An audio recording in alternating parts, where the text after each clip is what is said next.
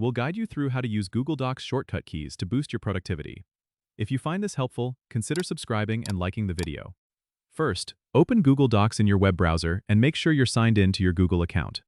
Once you're in your document, let's start with some basic shortcuts to get you familiarized. To COPY text, highlight the text you want and press Ctrl and C on Windows or Command and C on Mac.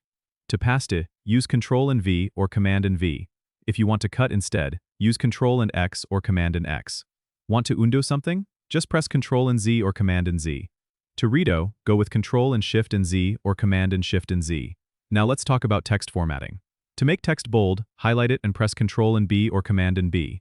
For italics, use Ctrl and I or Command and I. And for underline, it's Ctrl and U or Command and U. If you need to insert a link, highlight the text and press Ctrl and K or Command and K.